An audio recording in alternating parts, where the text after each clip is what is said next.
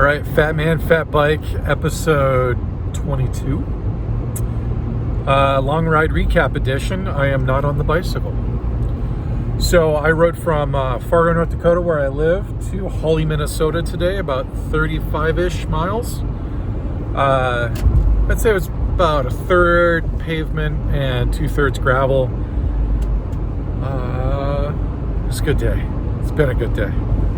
So, a couple things on my mind. So first, it's super humid, like 94% humidity. So even though it's anywhere between 22 and 30 degrees right now,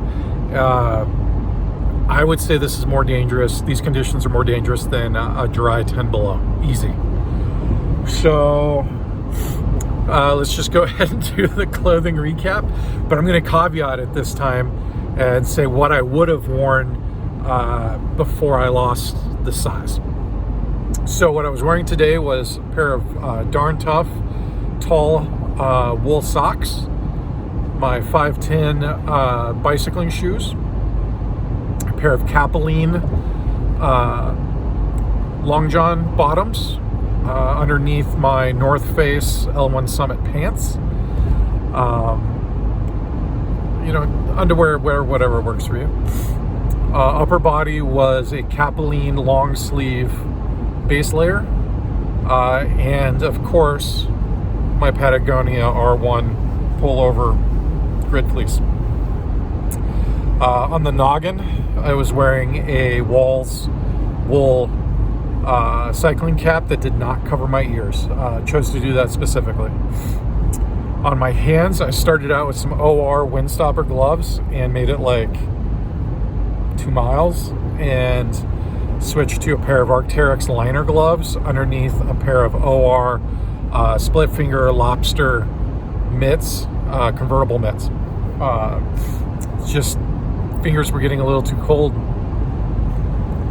So what I will say is upper body and legs, spot on. My feet got too cold. If I had been out for another hour or two, it probably would not have been great. I'm still adjusting to the fact that I don't have swelling in my feet, and so when I woke up, I looked at my feet and they looked nice and not swollen. And a little quiet voice in my head said, put on a pair of thin socks underneath the heavier darn toughs. But I stuck to the plan because it was 5 a.m., 5:15, and I just wasn't thinking clearly. So definitely should have done that differently. Hands after I switched gloves, fantastic. Wind was supposed to be out of the south, which is typically a little warmer, but it is like the forecast changed right before I left. And very humid and a north wind. So a little burly. Now, if this had been 6 months ago, I would have worn heavy canvas pants from Duluth Trading Company over a pair of thermal tights with heavy wool socks and hiking boots.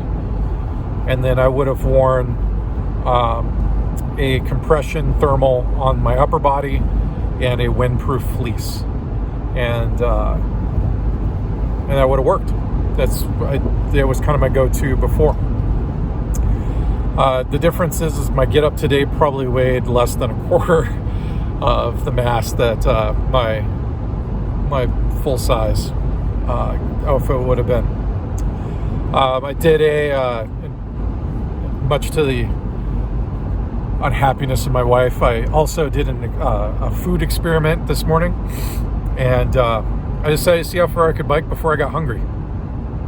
So it's 30 miles, and then I sucked down a macadamia pecan nut butter.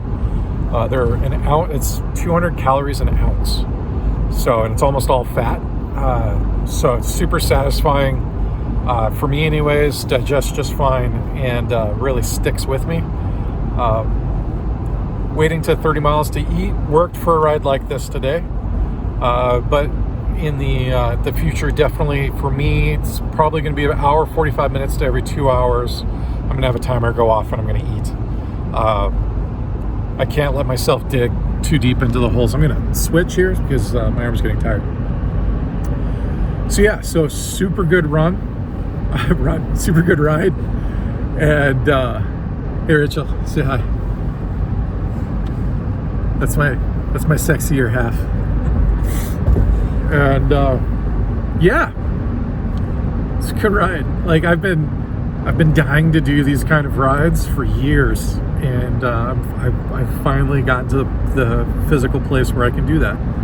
And so went bike to the Whistle Stop Cafe in Hawley because I'm a sucker for diner breakfast food, and got an omelet and some diner coffee, which is not great coffee, but it works. And hung out with Rachel for a little bit and then changed, and we're off to go volunteer with a local organization for a few hours and then rest. So thank you for watching Fat Man on a Fat Bike, episode 22, long ride recap. Hope you have a great weekend and a great day. Stay excellent.